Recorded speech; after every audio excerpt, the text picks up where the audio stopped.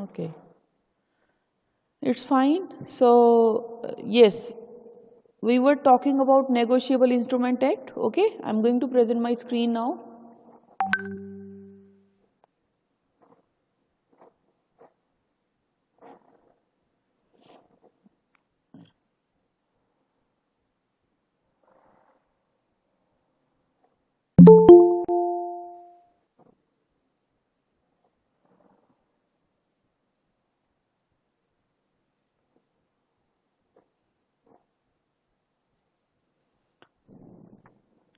Accordingly, please understand, uh, I have given you test of this class for 2 hours, right? 120 minutes. Okay. So kindly attempt. There are certain students who send me a message afterwards. Remember that in IMCRP I cannot do anything. I just can say, okay, fine, bache, just attempt in the next class. Okay, but I cannot reschedule because students have already been attempted. So keep this thing in your mind, like I'll be setting your exam at 10:10. It will be lasting till 12:10. Okay, so you have complete 120 minutes. Just attempt that test. Okay, yeah. So I was talking about this crossing with you. Now today I'm going to talk about this difference. Okay, we have discussed crossing is making a check safe. Okay, so when we talk about this kind of crossing, just the transverse lines, parallel transverse lines, it is general. Somewhere it is written like account payee or and company, net not negotiable. So these words are part of general crossing. General will become special crossing if we will add name of bank, right? So if name of bank is written, then that becomes special crossing. Please understand this. So special crossing is more safe, special crossing is more secured. Just a minute.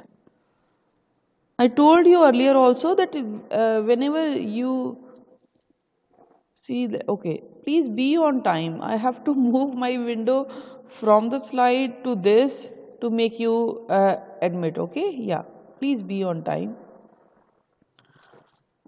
Somebody please unmute and say, is my screen visible and am I audible? Yes, ma'am. Yes, ma'am. Okay, okay. So special crossing, like name has been mentioned. If it is like additional name, additional is what? Additional is, look at this picture. If you closely see to it, look at this. It is only line, it is only name of company where it is drawn, it is only account pay, it is not negotiable. And apart from these word, if we add name of bank, then it becomes special crossing. That means the person who is holding that check will be going to that bank only to get it encashed, right? So it will be like two simple lines, and name of bank, and company, name of bank, account payee, name of bank. So name of bank is very important. Okay, so look at this. It is called restrictive. Special crossing is restrictive, which is more safe, more secure, because it restricts the right of payee to get it encashed into a specific bank. तो अगर general crossing है, किसी भी bank में जाके वो encash कर सकता है. बट जब आपने एक नेम ऑफ बैंक ऐड कर दिया, तो आपने अकाउंट पेई का जो पेई का राइट था वो रिस्ट्रिक्ट कर दिया. वो रिस्ट्रिक्ट का मतलब क्या है कि you have restricted his or her right to go to a specific bank only, number one, to get it in cash from specific bank only. So this makes restrictive crossing. तो इसको special बोलिए या restrictive, it is one and the same thing. Is it clear?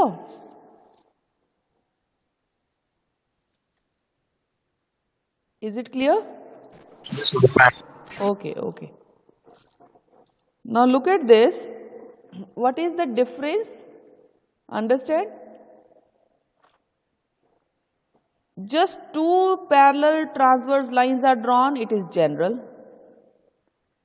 But when two parallel transverse lines are drawn along with the name of bank, it is special.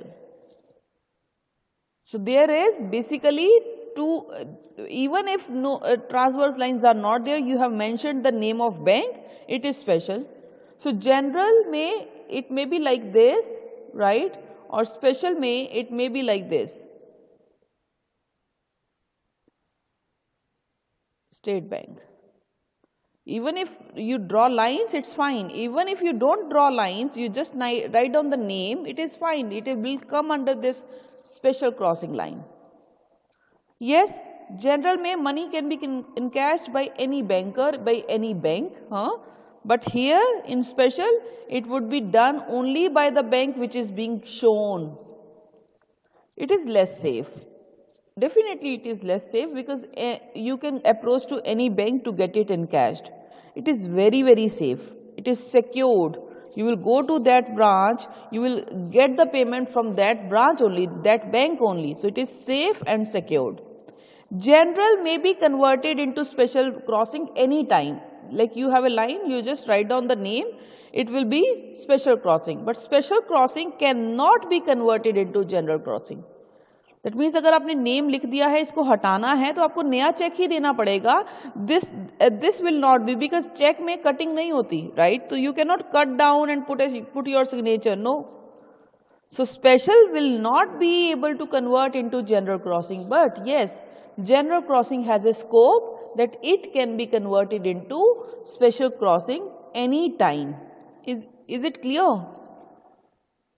Yes. Yes, ma'am. Okay, okay. Now please understand, we are going to talk about difference of bills of exchange and check. Look at this. When we talk about bills of exchange and check, let me tell you the similarity first. Bills of exchange has also three parties: drawer, drawee and payee. Drawer may be a person, may be a company. Drawee may be a person, may be a company. And payee may be a person, may be a company.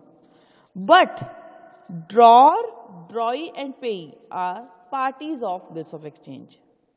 On the other hand, check has also same parties: drawer, drawee and payee. But what is the difference?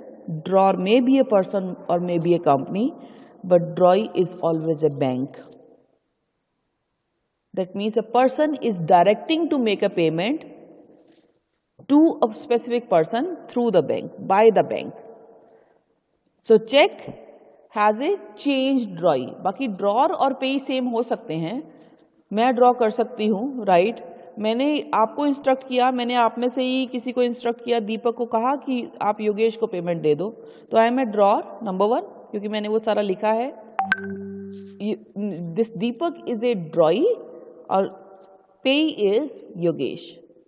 But मैंने दूसरे hand, मैं drawer हूँ, मैंने bank को बोला, अपने branch को बोला, मेरा अकाउंट है कॉर्पोरेशन बैंक में, मैंने कॉर्पोरेशन बैंक को बोला कि आप पे कर दो योगेश को. Now understand, it is a check.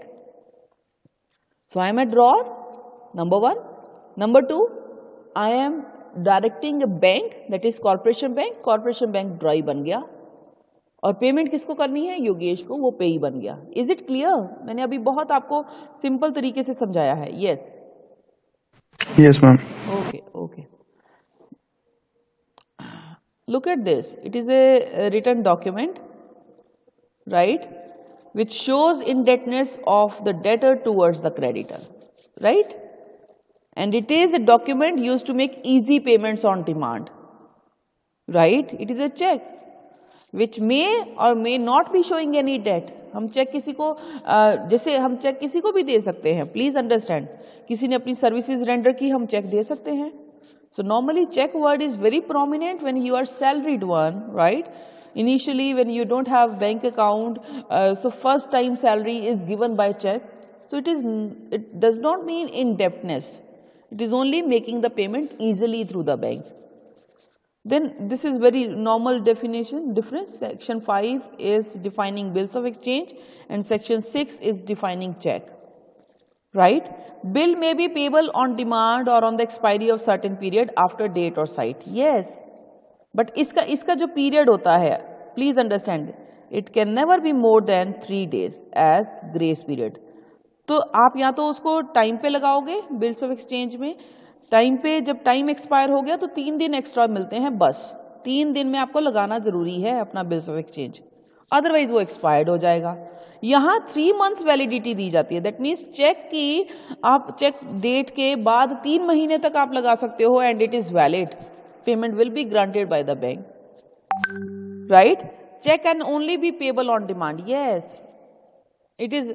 अब ऑन डिमांड और सर्टेन पीरियड, ये समझिए क्या है कि चेक को आपको प्रेजेंट करना ही पड़ेगा to make the payment, to get the payment. So cheque is paid once that is collected. Bills of exchange जो है जिससे भी आप लेंगे ना वो कलेक्ट नहीं, उसके पास अपनी कॉपी होगी। प्लीज अंडरस्टैंड, एक ड्रॉर ने, जैसे मैंने अगर 3 सेट्स बना लिए, मैंने अपने पास भी एक कॉपी रखी, मैंने ड्रॉई को भी भेजी, मैंने पेई को भी भेजी, तो पेई अपनी जाके एग्जैक्टली पेमेंट ले सकता है। जस्ट अ मिनट,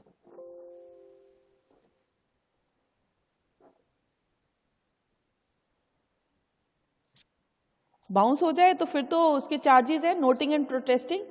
जैसे मैं आपको बता रही थी कि अगर आपका चेक बाउंस हो गया है तो उसको बैंक जो है, अभी तो फाइन बहुत बढ़ गया है, it is somewhere lying dependent upon the amount of cheque. Cheque bounce हो जाता है तो नोटिंग एंड प्रोटेस्टिंग बैंक ही करता है, बैंक उसका जो है अमाउंट चार्ज करता है from the drawer. Please understand, drawer का अकाउंट होगा तभी वो चेक देगा। दोनों बाउंस हो पार्टी से गया, चार्ज होता है ना? हाँ सुरजीत प्लीज स्पीक अगेन। हाँ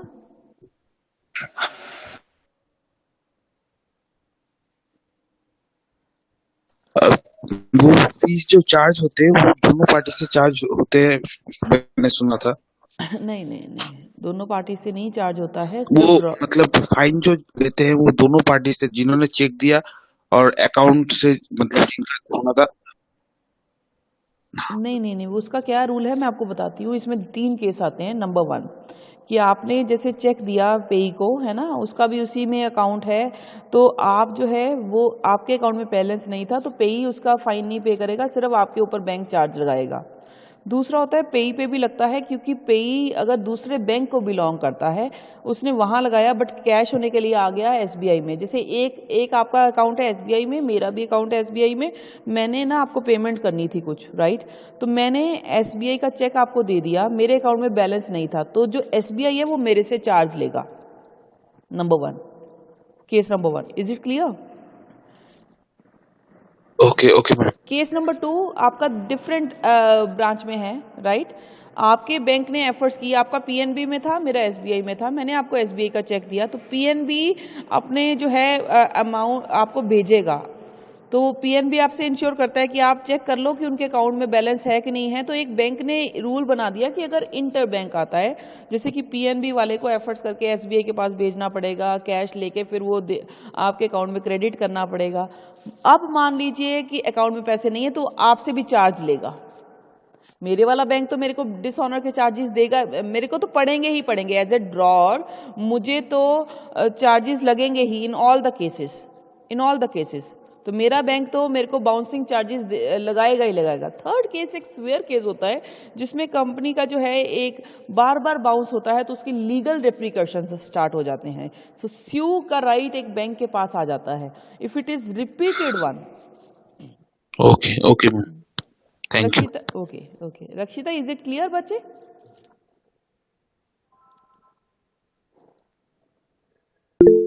ओके, तो बाउंसिंग के केस में तो इट इज लाइक दिस।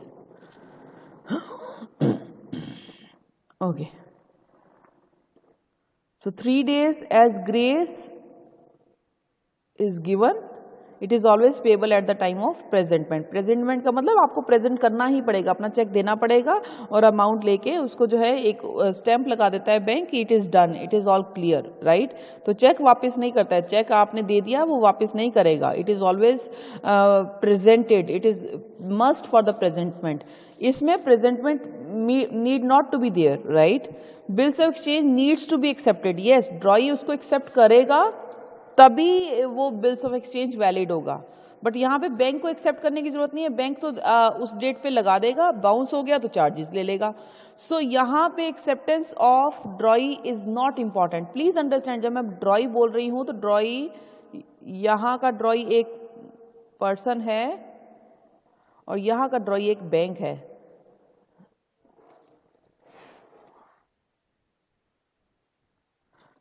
सो यहाँ इसको एक्सेप्ट करना जरूरी है। अगर इसने एक्सेप्ट नहीं किया, इसने सिग्नेचर नहीं किए एक्सेप्टेड वाले पे, तो ये बिल्स ऑफ एक्सचेंज वैलिड ही नहीं है। बट यहाँ पे ड्रॉअर को बस चेक देना ही है, वो बैंक से जो है कोई एक्सेप्टेंस नहीं लेगा। चेक का फॉर्मेट में कहीं एक्सेप्टेड वर्ड नहीं आता, बस नेम ऑफ बैंक है, आपने अकाउंट पे किया या कुछ भी किया, आपने अमाउंट लिखा, बस वो जो पर्सन जिसके हाथ में है वो प्रेजेंट करके अमाउंट ले लेगा, right. So as such it does not require any acceptance by the bank.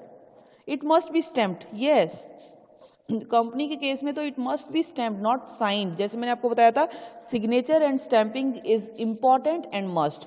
यहाँ पे ऐसा कुछ स्टैंपिंग स्टैंपिंग नहीं चाहिए आपको, सिर्फ अपने नाम के आगे चेक।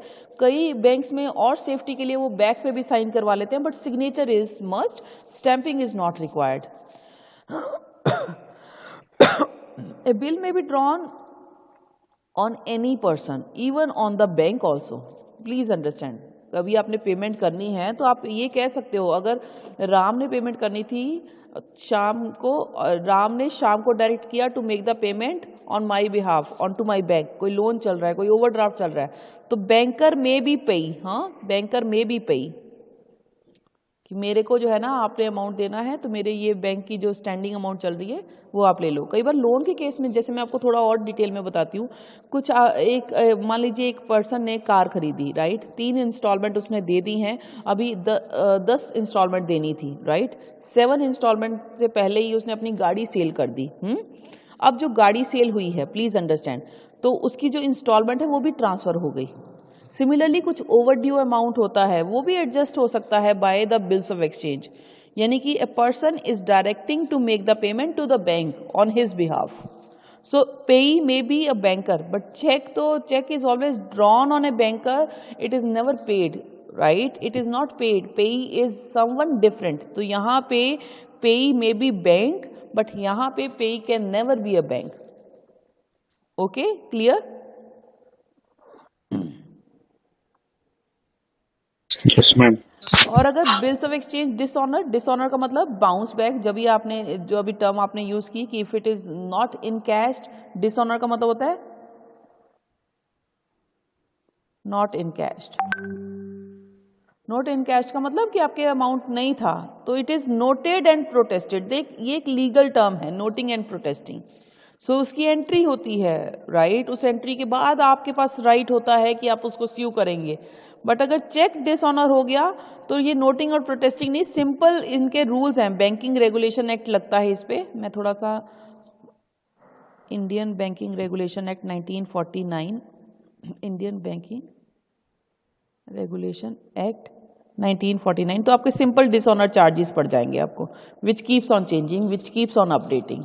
तो नोटिंग प्रोटेस्टिंग नहीं भी करवाया तो भी बैंक बिना इंफॉर्मेशन के उसके ऊपर नोटिंग उसके चार्जेस लगा देगा, डिसऑनर चार्जेस लगा देगा।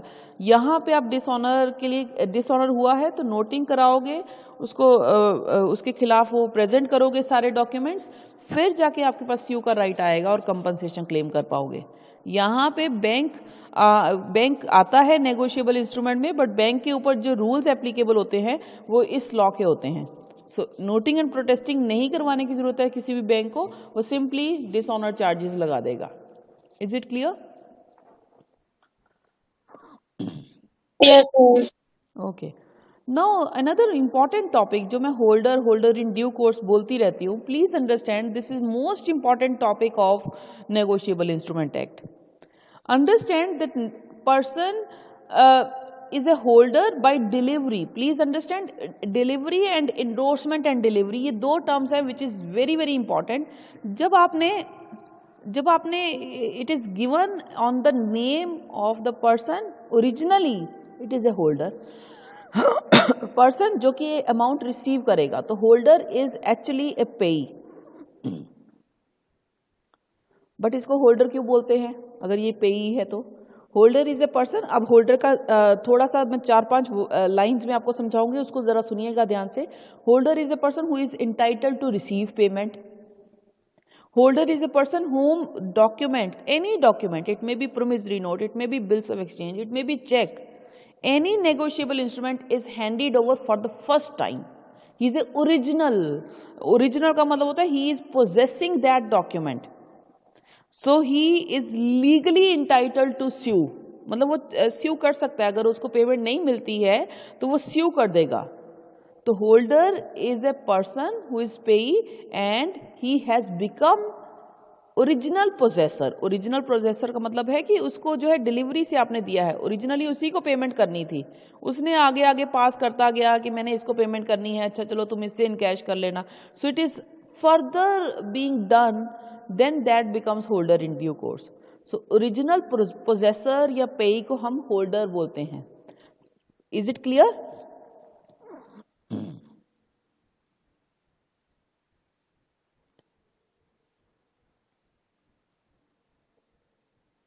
Is it clear? Yes, ma'am. So what are the Yes, ma'am. conditions? Yes, he should be entitled in his own name to the possession of the instrument. So originally his name or her name is there on the instrument. Number 2, he should have a right to recover the amount due from the parties. Yes, he can claim that payment once the time period has expired. So either on the date of expiry or within 3 days of that expiry if it is not check. तो उसके पास पूरा right है उसको claim करने का, recover करने का. So ये दो conditions are important for the holder. Now understand what is holder in due course which is being passed when we talk about endorsement and delivery.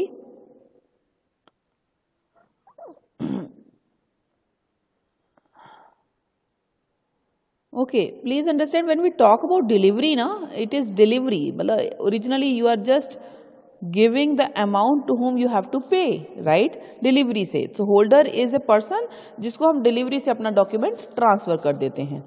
Holder in due course का मतलब है जो कि consideration दे के बना है. Please understand. So he has obtained that document. Originally he is not holder.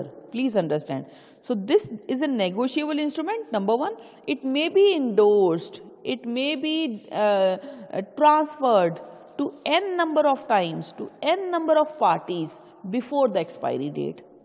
तो इसमें आप होल्डर इन ड्यू कोर्स में प्लीज अंडरस्टैंड आप ऐसे कह सकते हो.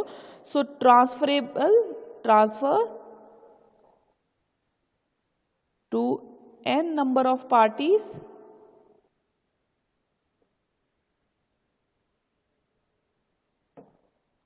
for n number of times before maturity. Before maturity. So that is called holder in due course. तो उसने डॉक्यूमेंट ऑब्टेन किया, उसने चाहे कई कंसीडरेशन पे की. जैसे अब मुझे अगर आज दीपक को पेमेंट करना था, दीपक ने आगे योगेश को करना था, मैंने जो डॉक्यूमेंट ड्रॉ किया, मैंने जो बिल्स ऑफ एक्सचेंज बनाया, मैंने जो उसको प्रॉमिस किया, मैंने ओरिजिनली किसको दिया? दीपक को. दीपक ने आगे योगेश को देना था, योगेश ने आगे मिताक्षी को देना था, मिताक्षी ने आगे सोमा को देना था. करते जाओ ट्रांसफर. सो जो दीपक के बाद स्टार्ट हो गया that is called holder in due course n number of times पर मैच्योरिटी से पहले. Please understand. So you guys are obtaining the document. Originally it was not on your name. So what is the most important condition?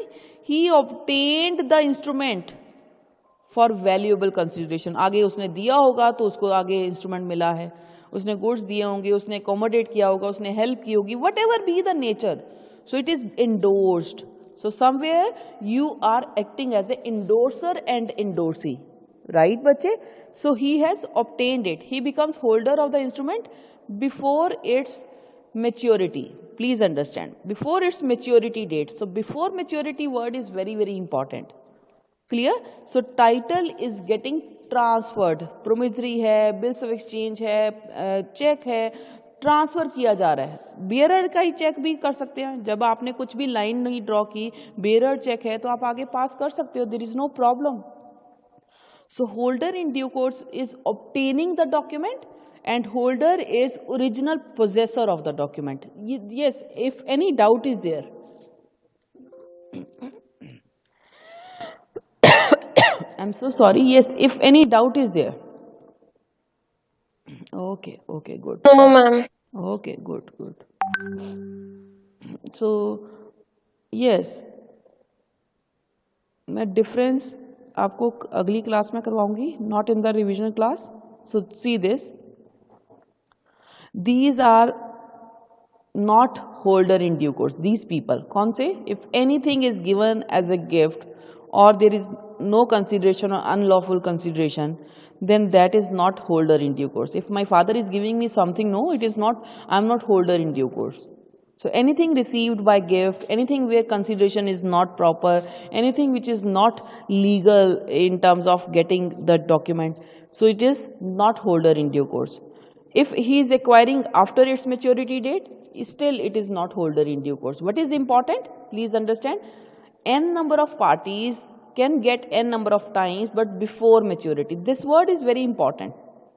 Before its maturity. अगर after its maturity मिला है तो there is no use. And if it is reasonably believing that this transferor is defective, so like they can have a suspicion कि नहीं ये तो genuine नहीं है. We can check out genuine transaction versus ingenuine transaction where we could see it. हमें कुछ markets ऐसी होती हैं जहाँ पे हमें पता है कि यहाँ पे market product तो cheap मिलेगा but वो bill नहीं होगा, वो कहीं ना कहीं उनका ओरिजिनल ही नहीं होगा, जिसको हम चोरी का प्रोडक्ट कह देते हैं. अगर आपको ऐसा लगता है कि आपके पास सस्पिक्शन है कि this transferor is not right, ये इंडोर्सर ठीक नहीं है, तो definitely it is also not holder in due course. जहाँ पे सर्कमस्टांसिस ही ऐसे हैं, यू कैन नॉट बिलीव कि it is right. So if it is done by fraud, it is not holder in due course. So in simple words मैं कह सकती हूँ, where there is no consideration, the person is not called holder in due course. Where it is after maturity, the person is not called holder in due course. Where it is done by fraud, the person is not called holder in due course.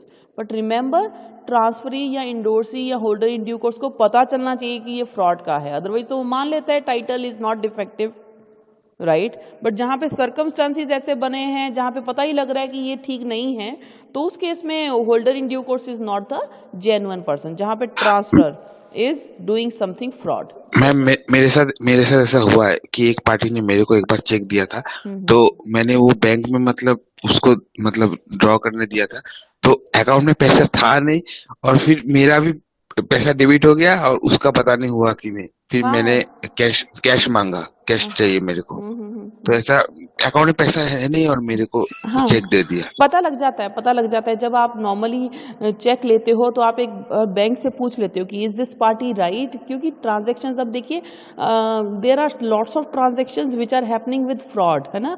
जैसे कोई land है, उस already mortgage है वो bank में, तो आप उस लैंड के अकॉर्डिंगली डील कर लेते हो, है ना. तो बैंक से clarify, bank is a clarifying authority.